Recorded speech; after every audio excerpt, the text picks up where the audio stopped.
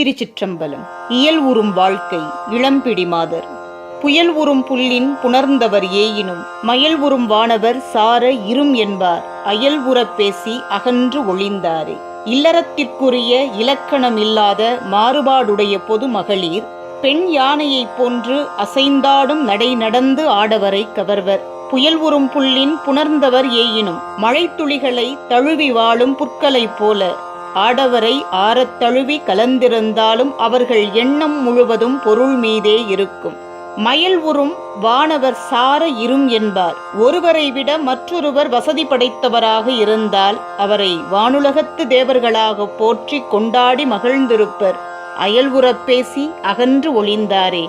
பொருள் தீர்ந்து போனால் கொடுஞ்சொற்களை பேசி அவர்களை விரட்டியடிக்கவும் தயங்க மாட்டார்கள் என்று எச்சரிக்கிறார். அன்பே சிவம், அடியார்க்கு அடியேன்.